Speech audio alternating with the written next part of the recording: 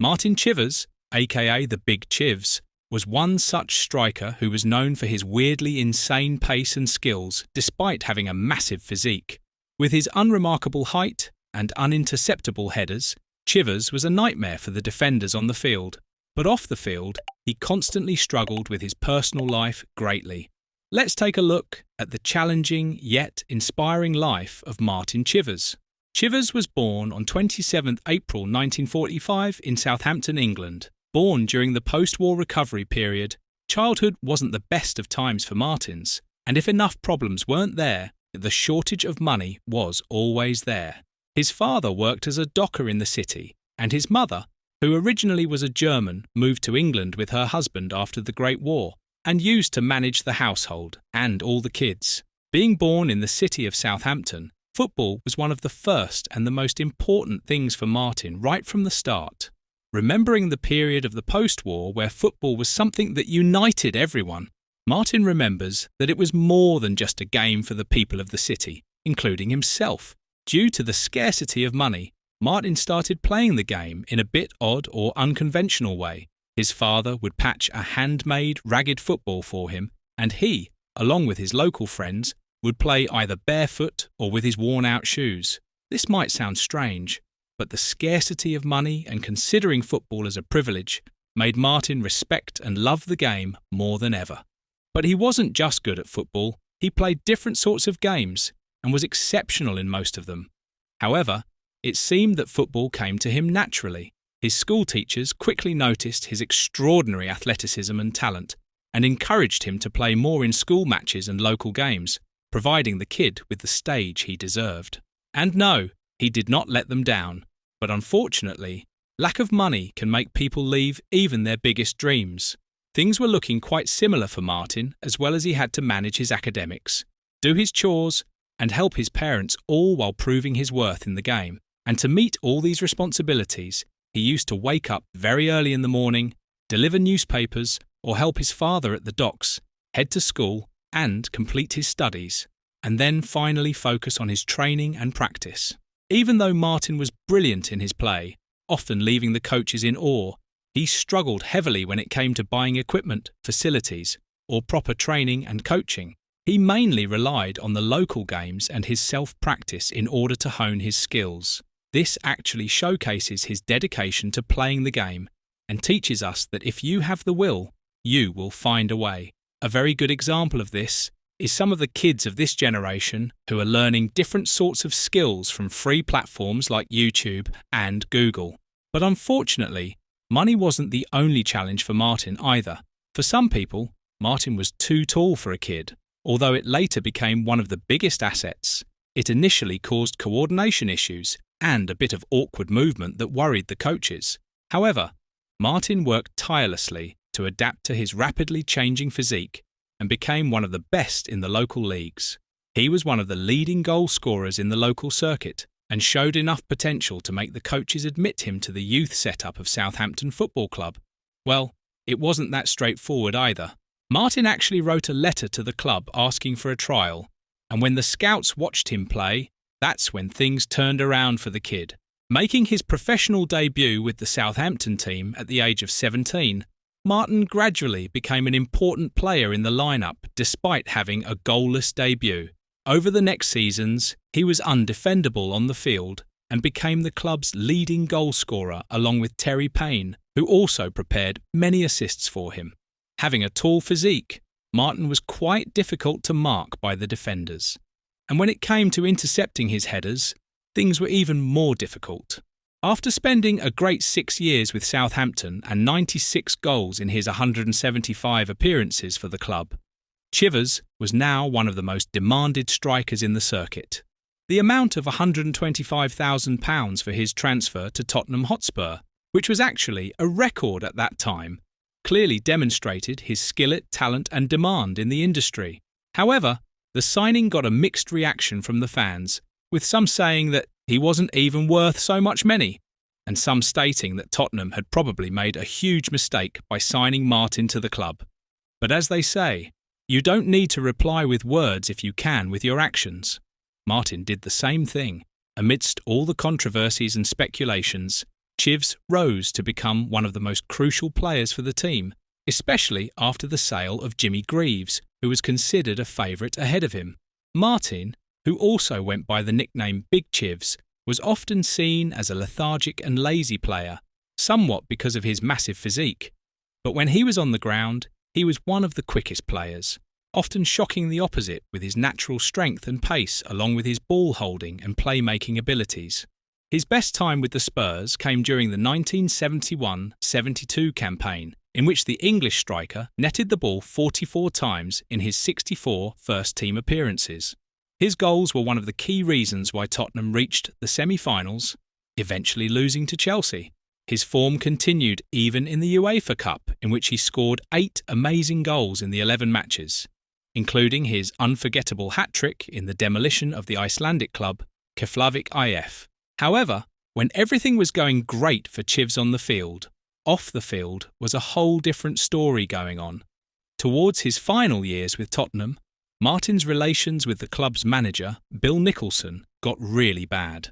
Once again, the clash was of egos and personalities. Nicholson, being a legendary manager as he was, expected Martin to show him a certain level of respect and be disciplined with his games and routines. But the latter was a whole different character himself. He constantly failed to meet Nicholson's expectations, and it often led the duo to get into heated arguments and conflicts. While Tottenham fans were happy on one side that their favourite team was progressing at an amazing rate, they were also worried about this feud that would be ruining the whole run of the club.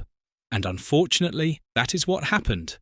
Nicholson ultimately resigned from the club in 1974, to which many critics and fans put the blame on Martin. But discipline wasn't the only problem for Martin. He had something even worse than that. He often struggled with low self-confidence and used to take tranquilizers in order to stay confident during his games. Norman Dean, who was a fellow footballer, recalls having to gear Matrin up for this defender and that opponent. The use of tranquilizers also affected Chivs' overall health very greatly, as he would often find himself lonely and depressed, even when things were completely normal otherwise. However, it might sound very strange, but this addiction did not slow him down in his plays, as he continued to score goals consistently for a very long period of time. Martin was also very superstitious. Well, this might not sound very surprising to you if you have known enough about the sports industry. Players are usually superstitious and believe that one thing may boost their performance while one may hinder it. With Martin, this superstition was regarding his jersey number. When he was with Southampton, he did not like wearing the 9-number jersey which was originally appointed to him. So one day he decided to swap it up with his fellow striker Jimmy Melia, and only the fans know what wonders it did. The opponent defenders were completely unable to mark either of the players, and they continued to score super amazing goals one after another. One famous match where the duo literally created havoc was against Portsmouth, which Southampton eventually won with a 5-2 scoreline.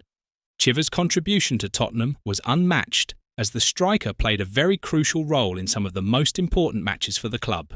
For example, his 2 goals against Liverpool in the quarter-finals of the 1972-73 season that promoted them to the semi-finals.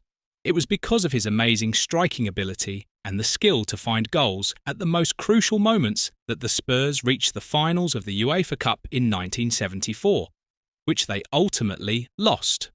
After enjoying an amazing career with the Spurs by scoring 118 magnificent goals in his 278 appearances, Martin went on to play for several other clubs, including Norwich City, Dorchester Town, and Barnet. However, as time passed, the spark in his goal-scoring ability seemed to be deteriorating, and he wasn't able to create the same amount of intensity and fear in opposition defenders. And when things started looking really bad, Martin made the wise decision. He retired from the game in 1982. But as it later turned out, it wasn't just the lack of form that made the English striker to quit the game. There was something else going on in his personal life as well. It was later revealed that Martin was struggling with managing his personal life, especially his relationship with his wife. In 2003, his ex-wife, Elizabeth Chivers, published an autobiography titled The Truth Hurts that was kind of a direct attack on Chivers. In the book, she alleged that Chivers was physically and emotionally abusive toward her during their marriage. The autobiography spread like a fire in the market, and different sorts of opinions and speculations regarding Martin were made here and there. In some experts' opinions, Martin used to take tranquilizers, and these allegations might be completely true, while others said that Chivs lacked discipline and linked his poor relationship with Nicholson to prove these allegations. However, we did not yet know what the actual truth was, as Martin chose not to speak on the topic. Maybe that was a wise move.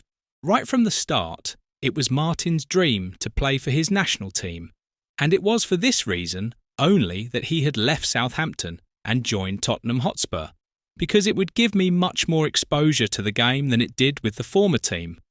And fortunately, Chivers got what he had dreamed of. He got to represent his country at the international level, and that too, at 24 different times. However, with this privilege and luxury came one of the deepest career stains in Chivers' professional life. In 1973, despite scoring 6 amazing international goals for the country, Chivers was one of the major reasons for his country's failure to qualify for the tournament. As a result, he was completely left by his caretaker manager Joe Mercer and Don Revie, leading him to say goodbye to international football too. Fortunately, unlike many other footballers who struggled heavily after retirement, Martin's retirement plan was pretty sorted. He first started managing clubs in England and Norway, and he even had a restaurant in Hertfordshire that made him pretty good money. Chivers also played the role of a commentator for BBC Radio for a while, sharing his on-ground experience and learnings with everyone out there. Not only that, he also remained a regular commentator at the White Hart Lane Stadium for a pretty long time. At the age of 79 currently, Chivers is enjoying a decent life and still remains a legend for all of us here and the classic football fans. His whole life, including his professional as well as personal life, has been like a rollercoaster ride in which he has seen some great heights by becoming one of the best strikers for both Southampton and Tottenham, and has also seen the depths by facing a severe financial crisis during his childhood and having a very poor marriage with his ex-wife. But whatever the situation has been, Chivers has fought it bravely and has overcome it, whether it was his addiction or his disciplinary issues, something we all should learn. I hope you enjoyed watching the video, guys. If yes, let us know by liking the video and subscribing to the channel. I'll be back very soon with another interesting story from the world of sports. Till then, stay entertained.